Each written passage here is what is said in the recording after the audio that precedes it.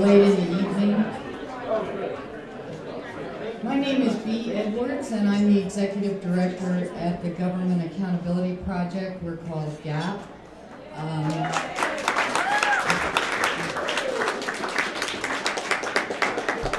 We are a law firm and an NGO, and we have spent about 35 years protecting and defending whistleblowers in the United States and increasingly abroad.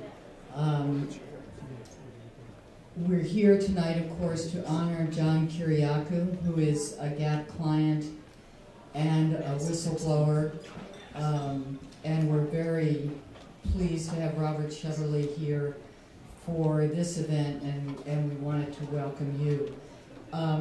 GAP is in the business of protecting and defending whistleblowers, and I wanted to say a few words about the work that we do before we proceed with the program. We work in a multifaceted way with whistleblowers because, as I'm sure many of you know, it is a very difficult task to defend a whistleblower in court. The judicial system is not friendly to whistleblowers in this country or in many other countries.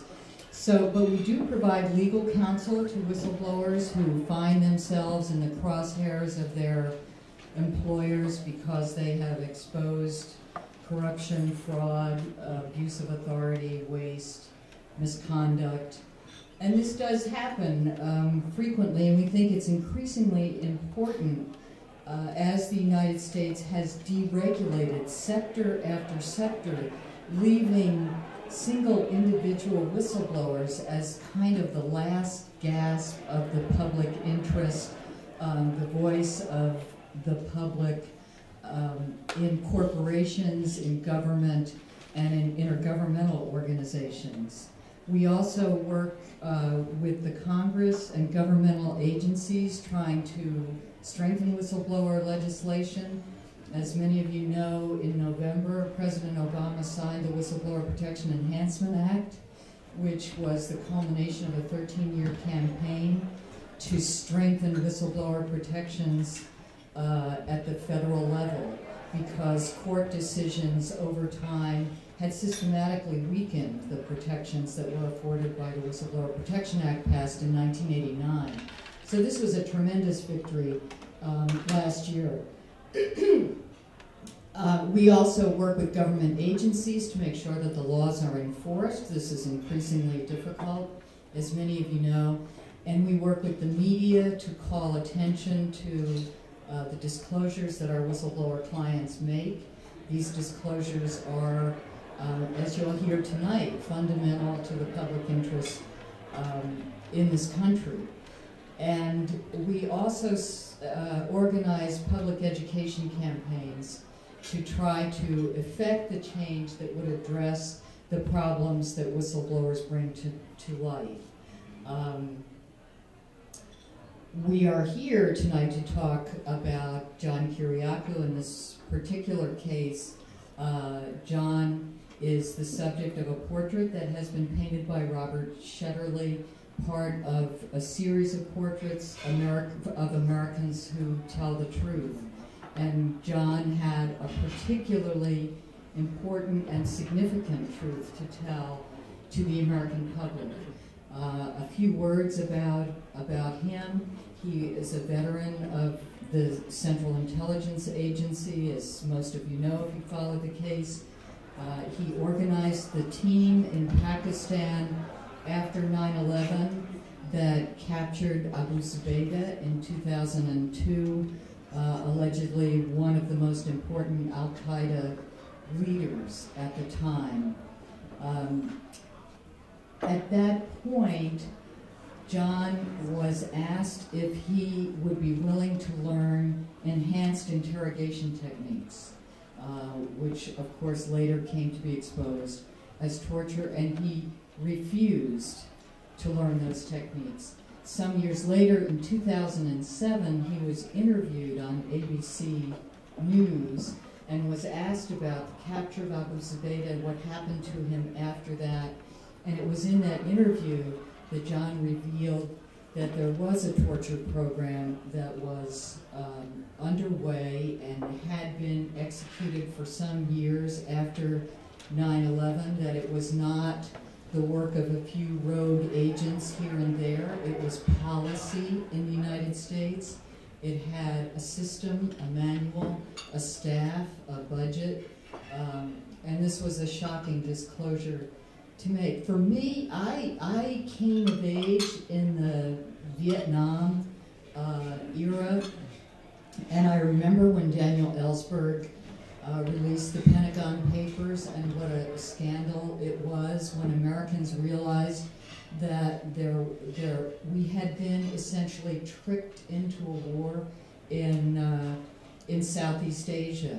And for all of the repression and the dishonesty of the government that was revealed at that time, I have to say I never thought I would be living in a country that would send a whistleblower like John to jail. And it's truly a shocking development that I think really needs to be remarked. I wanted then to go on and introduce our National Security and Human Rights Program Director. She will also speak about John's case. She is Jesselyn Radack. I think many of you know her. She herself was a whistleblower at the Justice Department who revealed the unethical treatment of a prisoner in the hands of U.S. forces. After Jess speaks, Robert Shetterly will also speak about the portrait series, and we'll have the unveiling of the portrait, and then we will hear from the man of the hour, John Kiriakou. So, Jess.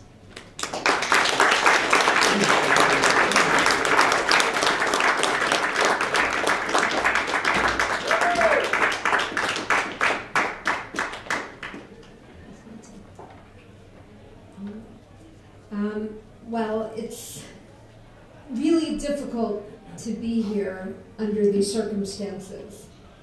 It's an absolute travesty of justice that the only person who will go to jail in connection with the Bush-era torture program is the person who blew the whistle on torture.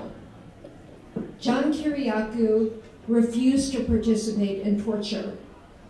At a time when government officials were still claiming torture was the work of a few bad apples, John helped expose the truth that torture was a program approved at the highest levels of government. He even had the audacity to say that waterboarding is torture, a conclusion with which our Attorney General agrees. John's guilty plea represents a tragic bookend to the torture narrative, a sad and shameful chapter in our country's history. I have always said that truth is not a partisan issue. Unfortunately, however, the responsibility for torture and lack of accountability also lies squarely with both parties. The Bush administration ushered in an era of expanded executive power at the expense of individual liberties. Bush orchestrated a policy of extraordinary rendition, indefinite detention, and torture. The Obama administration has failed to successfully roll back much of that executive power and has even expanded it to include assassination without due process and criminal prosecution of whistleblowers who expose fraud, waste, abuse, and illegality. The Obama administration also holds responsibility for failing to hold accountable anyone for the torture program, including the lawyers who wrote the legal memoranda authorizing torture, the officers who ordered torture, the agents who carried it out, and the operatives who destroyed the videotapes of it. One of whom, Jose Rodriguez, who personally ordered the destruction of the videotapes and is enjoying a book tour right now.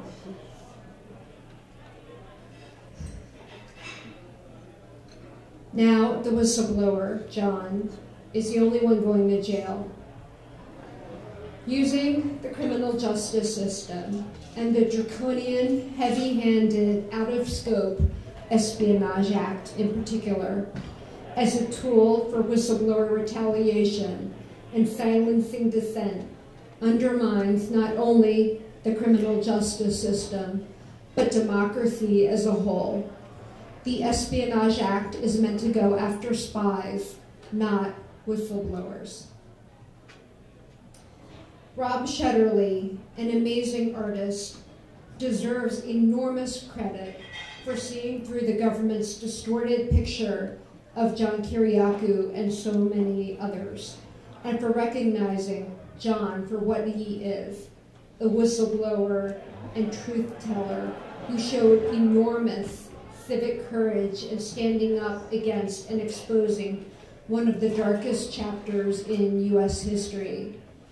I had the fortune of meeting Rob when he painted my portrait for a brainchild of his, an exhibit called Americans Who Tell the Truth. I was astounded by the people with whom I was honored to be pictured. Beneath each picture, there's a quote from something each individual has said, and it's an amazing series that's been traveling in exhibit around the country. And there was an initial printing of the book of the first portraits. The good thing is there are a lot of truth tellers in America, a lot of amazing people who are doing amazing things. Unfortunately, we're still very isolated one from another, often because of vindictive criminal prosecutions where we're tagged as traitors, turncoats, dissenters, enemies of the state. And that alienates us from our natural allies in the open government community, good government groups, civil liberties groups, and whistleblower organizations. Rob, thankfully, has been able to bring us under one umbrella, the truth. And for that, I am eternally grateful, as are the many other people whose portraits I know he has drawn. I'm truly grateful, Rob, and you can tell us more about your project, and thank you from the bottom of my heart.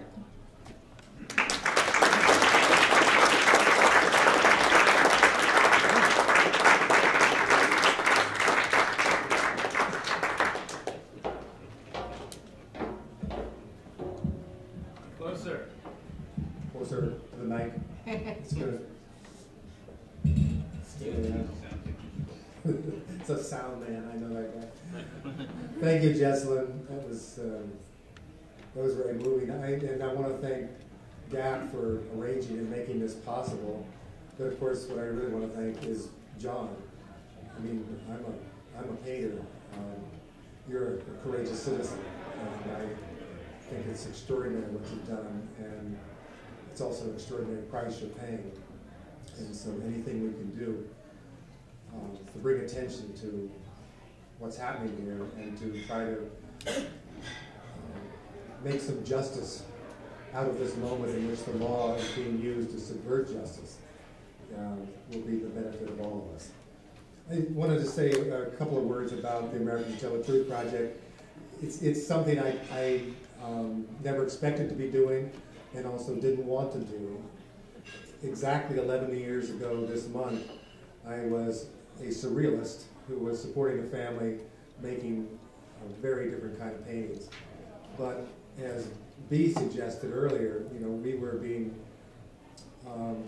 led into another war by an administration that was using fear and propaganda and racism and fundamentalism to engineer and manipulate the American people into accepting an illegal and immoral war.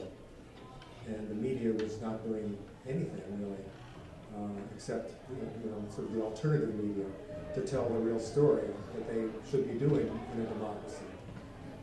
I live in a little town on the coast of Maine, and I was thinking, what in the world can I do at this moment to get a voice?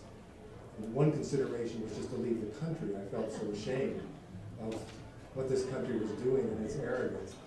But I didn't really want to do that. I think I've got to fight what's going on and find some way to feel less alienated from my own country. And the first feelings I had were, was what to do with all this anger and grief. And most of us know that if that's what you throw at people, they don't really want to see it.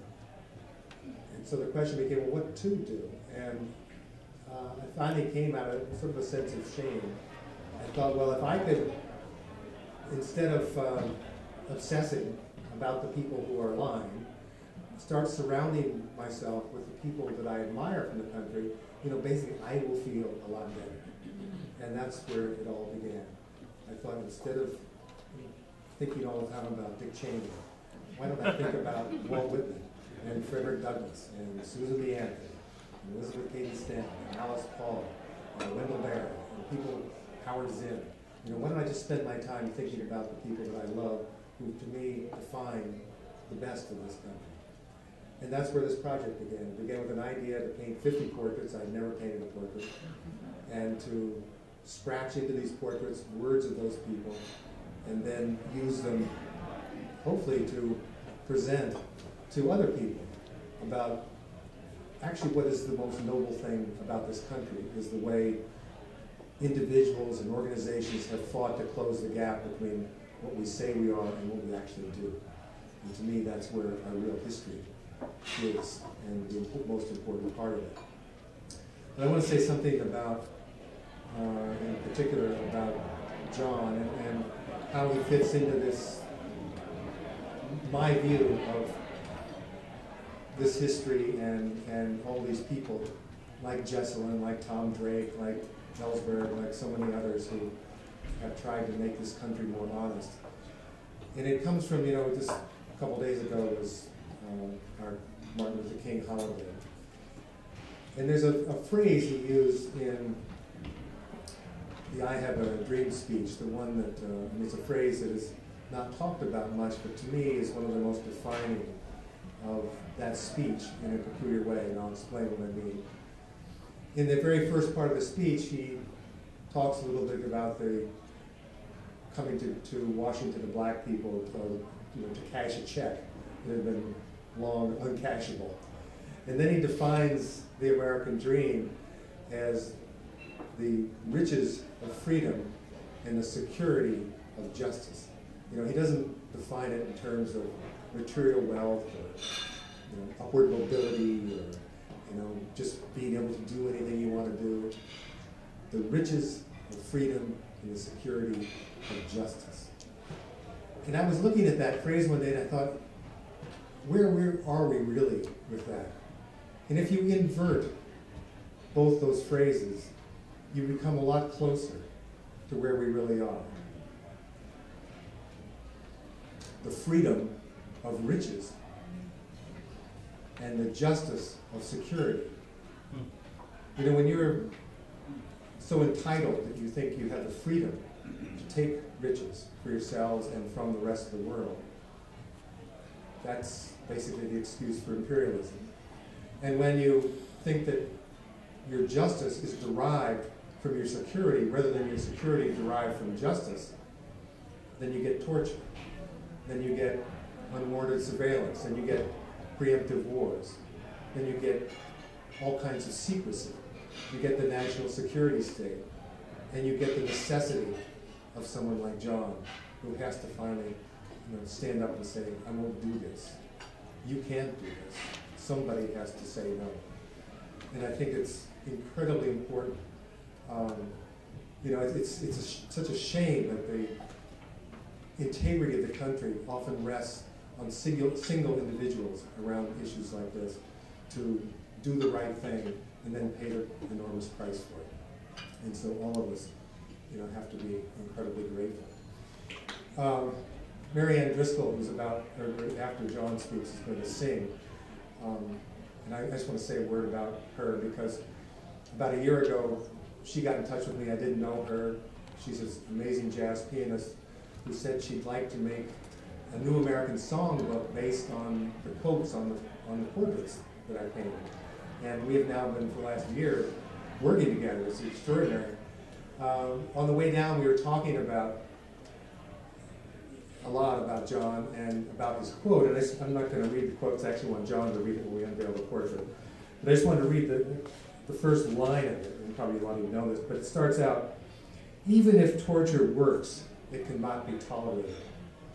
And I think a lot of people would look at that statement and they say, oh, wait a minute, we all know torture doesn't work.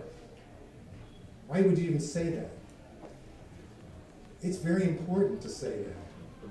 It's very important to say, it's like, if you had a car without an engine in it and said, well, this thing is working, so I guess we can't drive anywhere. But if you have a car with a really good engine in it, and then say it's wrong to drive that car, the only right thing to do is walk, that's a whole different thing. And to say, even if torture works, it's something that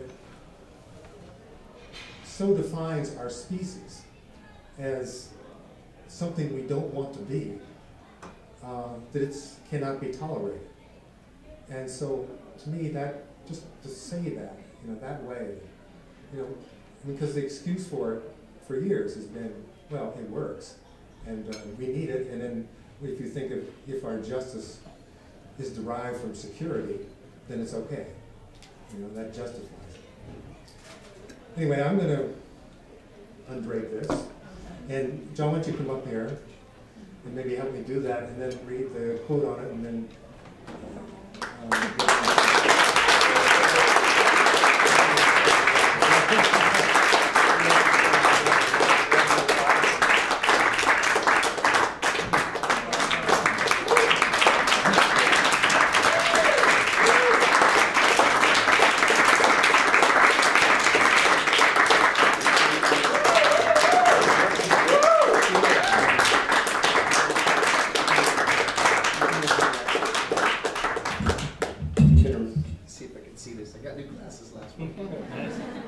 Even if torture works, it cannot be tolerated, not in one case, or 1,000, or 1,000,000.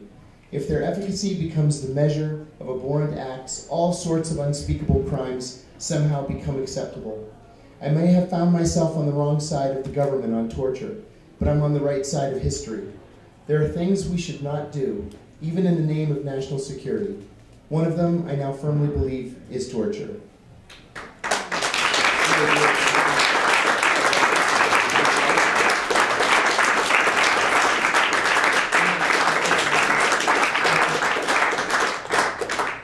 As I know Jesselyn or Dee said, these portraits are now 187 of them. My goal was 50, and I have not been able to stop. And I've had no intention of stopping. It's just too amazing what I'm learning, the people I'm learning about, and the history I'm learning about. And we're also, Americans Who Tell the Truth is now working with Deborah Mankert and Teaching for Change and the Zen Ed Project and Rethinking Schools. They travel to schools, colleges, museums, libraries, community centers all over the United States. And having John's portrait in this collection is now going to be able to, in a sense, use him no matter where he is, where they put it. We're going to be able to use him to teach these values to American citizens everywhere. Thank you.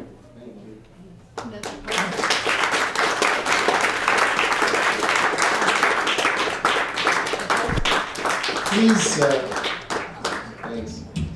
Please forgive the use of prepared remarks, but I have to pass everything through my attorneys.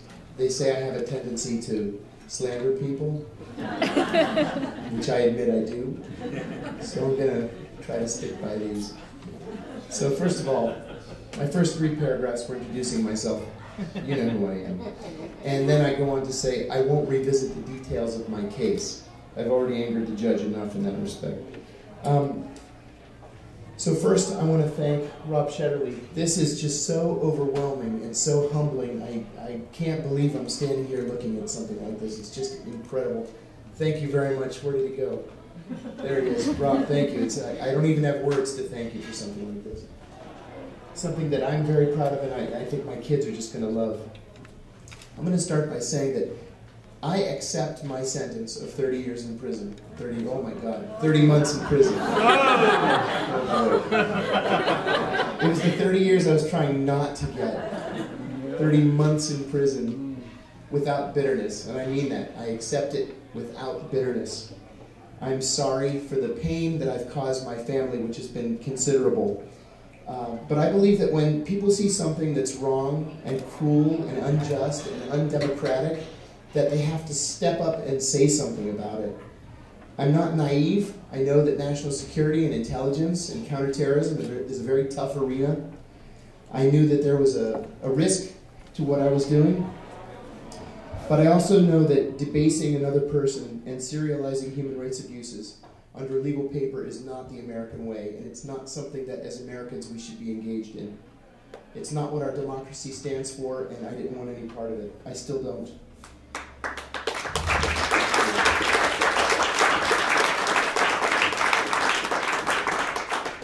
In December of 2007, I said on ABC News that we should not be torturing because America is better than that. Americans are more principled, we're more honorable, we're more humane, and we're more responsible. We are not a lowest common denominator country, measuring what is right by what others do, and the American way stands for something, and it is not torture. So I head to prison, accepting responsibility for my actions and hoping that maybe the country is better and more informed and more transparent for the debate that I helped to initiate. I've never gained anything for what I've said publicly. In fact, I've lost everything. And I believe I was prosecuted not for what I did, but for who I am, a CIA officer who said torture was wrong and ineffective and went against the grain. If I'm actually guilty of a crime, then I should have a lot of company in prison, a long list of people whose books and articles and TV interviews and sexual dalliances have compromised national security and violated the country's secrecy, but that's a different issue. I will be able to tell my children that their dad paid his debt to society in the hope that just maybe society comes out the better for it. The irony, as Jesselyn Radack pointed out a few minutes ago, is that I never tortured anybody. But I'm heading to prison while the torturers and the lawyers who papered over it, and the people who deceived it, and the man who destroyed the proof of it, the tapes, will never face justice. And that's the saddest part of this story. There are many people I'd like to thank, people who have stuck by me through this nightmare and who have been generous with their time, friendship, and in many cases their money. First, again, to Rob Shetterly. It's just so overwhelming, Rob. I don't know what to say other than I absolutely love it. And I'm humbled that you would have even thought to choose me for this series. Thanks also to Busboys and Poets, terrific venue, and to the ZinEd Foundation, or ZinEd Project rather, for tonight's event. Thank you very, very much to Jesselyn Radack, to Kathleen McClellan, and to the Government Accountability Project. Jesselyn Radack, seriously, Jesselyn Radack is the first person that I spoke to. Jesselyn's the first person I spoke to after my arrest. I didn't know where to turn. And a friend of mine texted me with a link to an article that Jesselyn was quoted in, and he said, "You have to get in touch with this woman." And that was the smartest thing that I've done in the past year. I want to thank also two legal advisors who have become friends. Bruce Fine, who is one of the most honorable and one of the most brilliant constitutional attorneys in our country, and Jonathan Weiner. I have a large legal team, as you might expect. So, a very quick thank you to Plato Kacharis, Bob Trout, John Hundley, Jesse Winograd, Mark McDougall, Jim Sherry, and Karen Williams.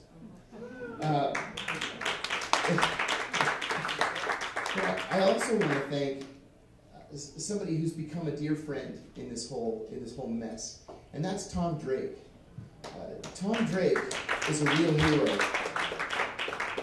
Tom was the first person to be charged with espionage by the Obama administration. Multiple counts of espionage. Of course, he had never committed espionage. They just didn't like what he had to say. And in fact, what he had to say was unclassified. But they charged him with espionage. He faced something like 35 years in prison. And he remained steadfast and tough to the point where the entire case collapsed around him and he walked away a free man. The reason why Tom is so heroic to me is that he didn't have the support network that I have. There was no Tom Drake to help Tom Drake, like there is Tom Drake helping me. And so I have nothing but admiration for him. He's been a very good and true friend. Alex Georgiadis, who's here tonight, Gus Moshes, Rich Klein, Bruce and Elizabeth Rydell, former CIA colleagues of mine, Chuck Murphy, Don Roberts, Tom and Julia Fitzpatrick, John Sposano, Mihaly Csikszentmihalyi, Jim Spione, and my cousin Kip Reese, who's here as well and runs a blog that's been completely supportive of me. Thank you also to Ralph Nader and the Nader Family Foundation. Ralph Nader has been steadfast in his support of me. I was thrilled just to be in the same room with Ralph Nader and get my picture taken with him. And here I get phone calls now telling me all the things Ralph Nader is doing for me. It's really humbling. I'd like to thank Liberty University. This is Jerry Falwell's university. When I was arrested, Liberty University offered me work because torture is not Christian. And as much an odd couple as we may be, they have been steadfast in their support. And so I want to thank them publicly. The Greek American community has come out very strongly for me too, and I wanted to thank the brothers of the Hellenic American Leadership Council and the American Hellenic Educational and Progressive Association. And finally, they've been really great. But the greatest person has been my wife, Heather, who unfortunately has the flu tonight and can't be here. But Heather lost her job at the CIA just because she's married to me. She was a senior CIA officer and really one of the best analysts in the entire intelligence community. But she had to leave that job just simply because she's married to me. I'm sorry about that. I will say that our lives are better now that neither one of us is connected to the CIA. But that was really the wrong thing for them to do, and I've regretted that ever since it happened. With that said, Heather has been completely rock solid in support of me, and I couldn't possibly have gotten through this without her. So thanks to them, thanks to all of you for being here, and thanks to Rob Shetterly for his beautiful portrait.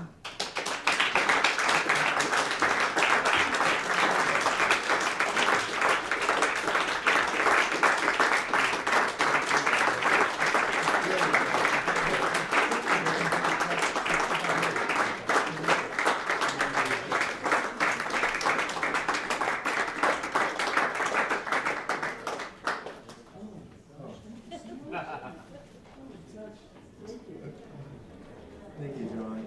I want to make a little commercial plea, and that is that John's terrific book, The Reluctant Spy, is on sale out here. Also, the Americans Who Tell the Truth book of the first 50 portraits is also here. And posters of the portrait are also here. The proceeds from these will benefit Teaching for Change, Americans Who Tell the Truth, and John's Defense Fund. So if some of you are interested in the poster, and I hope some of you might be, we would both love to sign it.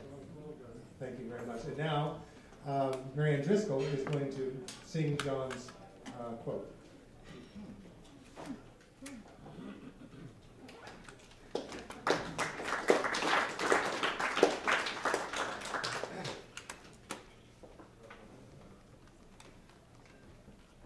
First off, I guess I can say thank you from here. I'm honored to be here.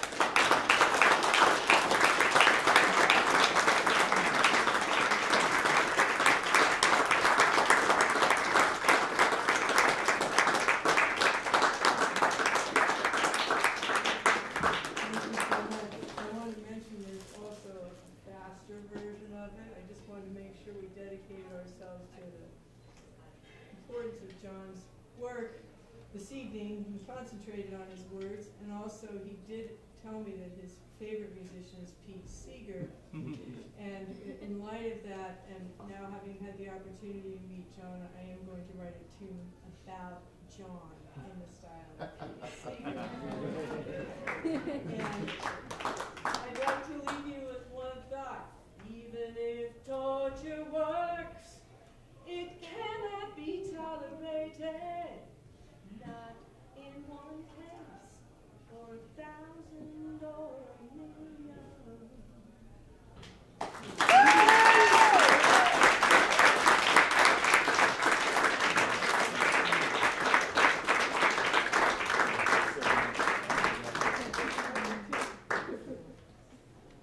So thank you to Mary Anne, to Jesselyn, and to John, and to Robert.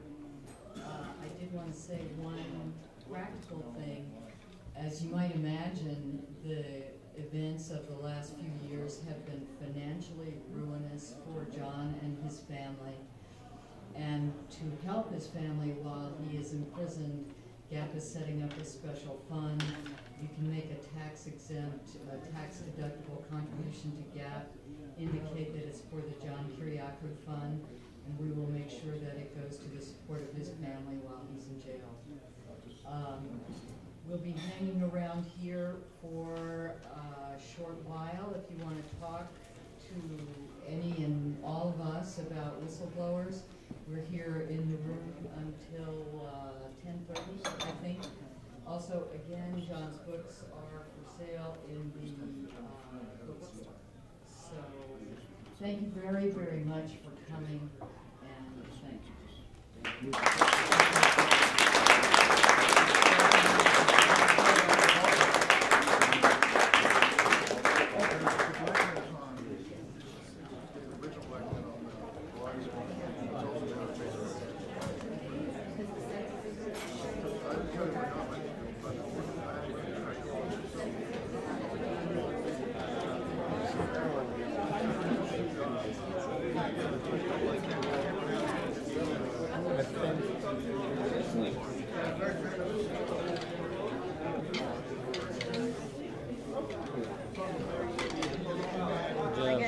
Really good. No, it's perfect.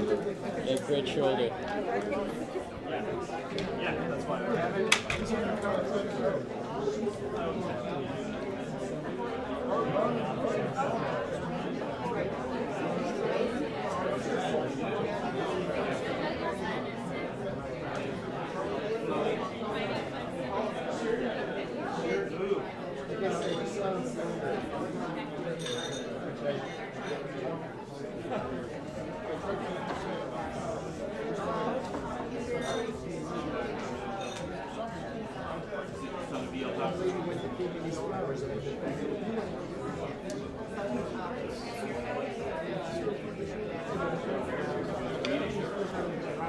Hey, Ryan, how are you? Hey, good to meet you in person. Thanks for jumping on. That's so cool. I was excited about it. Thank you. So yeah, I don't think I got a chance to add in, but yeah, Susan's granted. that was something we learned about. It's thrilling. Yeah, we got all our stuff early on. She's shooting, and when she's shooting, she just shuts herself up. So it took a while. It took 4 weeks. Hi, how are you? Oh, hey, great. Yeah, terrific, thanks. I read it all the time. Thank you, you guys are doing great. Great job. Thank you so much. It means a lot to everything you ever. I appreciate it. Thank you very much. Really awesome.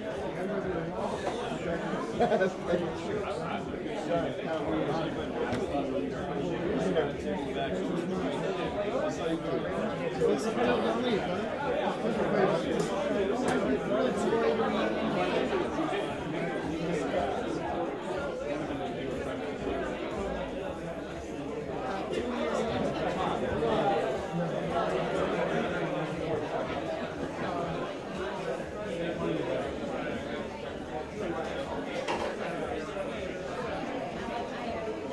Mary, let me